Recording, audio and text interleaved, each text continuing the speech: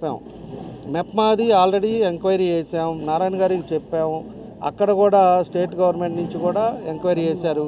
ఇక్కడ కలెక్టర్ గారు ఒక ముగ్గురిని కలిపి ఇక్కడ ఎంక్వైరీ చేశారు. జరుగుతుంది. దాని మీద ఉద్యోగస్తులు ఉండే వాళ్ళని తీశారు.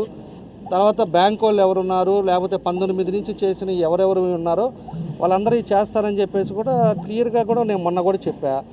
మళ్ళా ఇవాళ ఎవరున్నారో లోడాలి, ఎవరున్నారో అప్పుడు 19 నుంచి 24లో వైఎస్ఆర్ ఉన్న కూడా ఆ మెప్మాలో ఉండే వాళ్ళని కూడా అరెస్ట్ చేయాలి. ఇవాళ నీ గవర్నమెంట్ ఉంది, నువ్వు ఎమ్మెల్యేగా ఉన్నావు, నువ్వు ఎందుకు చేయలేకపోతున్నావు అంటే ఏంటి నాకు అర్థం కాల. నువ్వు ఎన్డీఏ గవర్నమెంట్లో నువ్వు ఉన్నావు, నీకు ఆ మాత్రం రైట్స్ లేదా? నువ్వు పోయి కలెక్టర్ గారి దగ్గర కూర్చొని స్పెషల్గా ఒకటి ఎంక్వైరీ చేయించు. ఎవడు కాదన్నాడు దీనికి? ఎవడన్నా మా పక్క ఎవరైనా తిరిగేవాళ్ళు ఏదైనా పొరపాటు ఉంటే కూడా తప్పకుండా దాని మీద యాక్షన్ తీసుకో, తప్పులేదు దాంట్లో. 19-24లో మీ సైడ్ నుంచి ఎవరున్నారో వాళ్ళవి కూడా బయటికి తీయమని చెప్పి నువ్వు అడుగు. ఊరకనే ప్రెస్లో మాట్లాడి మా కొడుకు మీద ఒట్టు అంటాం ఏంటి? అది నాకు అర్థం కాదు. నువ్వు పోయి కలెక్టర్ గారి దగ్గర ఎందుకు మాట్లాడలేవు? లేకపోతే అక్కడికి వెళ్ళేసి స్టేట్ గవర్నమెంట్లోకి వెళ్ళి సీఎం గారితో కూడా మాట్లాడి వేయించు, స్పెషల్ ఎంక్వైరీ వేయించు. నారాయణ గారిని గలు. నువ్వు కూటమిలో ఉన్నావు కదా, 5 సార్లు 2 సార్లు కదా. 5 సార్లు అనేవాడివి నువ్వు ఇంకేం మాట్లాడతారో నాకు అర్థం కాదు.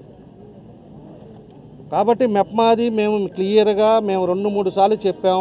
మన ముఖ్యమంత్రి గారు మీటింగ్ జరిగేటప్పుడు కూడా కలెక్టర్ గారిని అడిగా, ఏమండి ఏమైంది ఎంక్వైరీ, ఏం జరుగుతుందని చెప్పేసి కూడా అడిగిన తర్వాత మేము ఆల్రెడీ ఎంక్వైరీ జరుగుతూ ఉందండి అని చెప్పేసి ఆయన చెప్పాడు.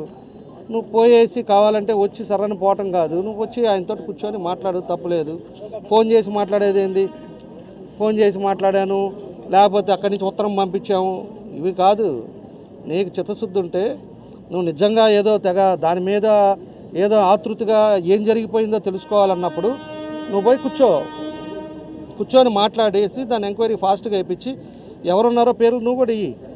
ఇవాళ మేము ఎమ్మెల్యే అవ్వచ్చు, కానీ నువ్వు కూడా కూటమిలో ఉన్నావు, మీ పార్టీ కూడా కూటమిలో ఉంది, నువ్వు కూడా ఉన్నావు కాబట్టి ఒక బాధ్యులుగా ఉన్నావు కాబట్టి నువ్వు కూడా అడుగు. మేము కూడా రమ్మంటే మేము కూడా వస్తాం, మేము కూడా ఉంటాం, కలెక్టర్ గారిని అడుగుదాం, ఎప్పటికల్లా తెలుస్తామని చెప్పేసి కలెక్టర్ గారిని అడుగుతాం.